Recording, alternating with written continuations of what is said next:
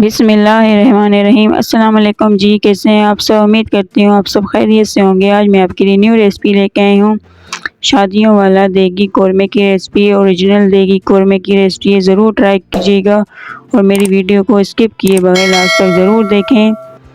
इंशाल्लाह आपको ये रेसिपी ज़रूर पसंद आएगी। चलें वक्त ज़ाया किए बगैर रेसिपी स्टार्ट करते हैं। जिसके लिए मैंने लिया है यहाँ आधा कप घी। आप कुकिंग ऑयल भी ले सकते हैं, मैंने यहाँ घी लिया है। घी को अच्छी तरह गरम करें और इसमें स्लाइस में कटी हुई प्याज 3 से 4 अदद शामिल कीजिएगा। 3 से 4 अदद प्याज को ऐड करने के बाद प्याज को जैसे अमूमन कौरमे के लिए ब्राउन प्याज की जाती है वही प्याज का कलर करना है हमने। यहाँ हमारी प्याज गोल्डन ब्राउन हो चुकी है। अब इसे हम किसी भी नोट पेपर पे निकाल लेंगे और मज़ीद क्रिस्पी होने का वेट करेंगे। यहाँ निकालने के बाद अच्छी तरह फैला दें और 5 मिनट के लिए छोड़ दें क्रिस्पी होने के लिए। उसके बाद हम अंदस्ते या चॉपर में पीस लें आप।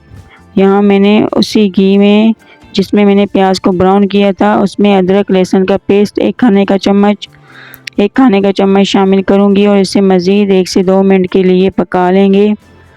और अदरक लहसुन को पकाने के बाद अब मैं इसमें शामिल करूँगी उबला हुआ गोश्त।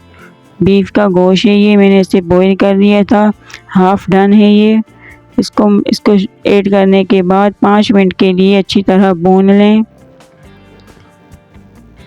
5 मिनट के लिए भूनने के बाद अब मैं इसमें शामिल करूँगी दही फिटी हुई 1 कप। 1 कप दही को ऐड करें फेंट के। दही शामिल करने के बाद अब मैं इसमें कुछ खड़े मसाले शामिल करूँगी, जिसमें मैं ले रही हूँ 10 से 11 अदद काली मिर्च साबुत, लौंग 5 से 6 अदद, दालचीनी 3 से 4 अदद, हरी इलायची 3 से 4 अदद शामिल करें और इन्हें अच्छी तरह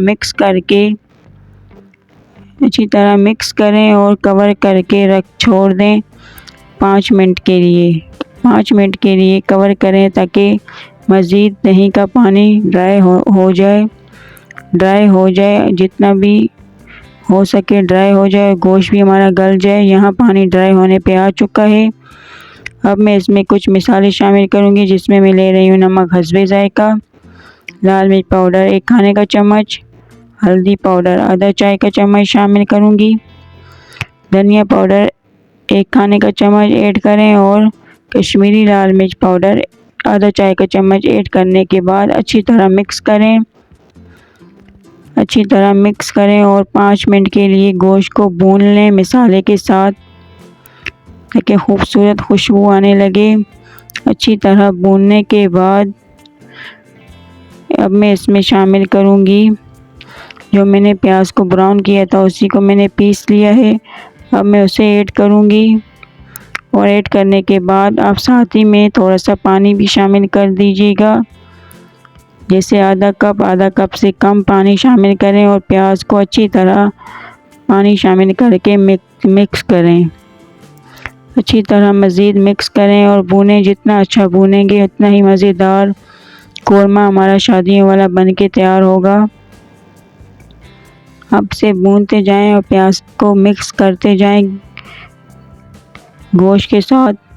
प्याज मिक्स होने पे आ चुकी है। अब हम थोड़ा सा और पानी शामिल करेंगे और पानी शामिल करने के बाद मज़ीद भूनें अच्छी तरह। यहाँ आप देख सकते हैं बिल्कुल हमारी प्याज मिक्स हो चुकी है, खूबसूरत हमारी ग्रेवी तैयार है। बहुत ही अच्छी तरह प्याज मिक्स की है हमने और हम इसे अच्छी तरह भून भी लिया है। और अब मैं इसमें 1 कप यखनी शामिल करूँगी, जिसमें मैंने गोश्त को बॉईल किया था।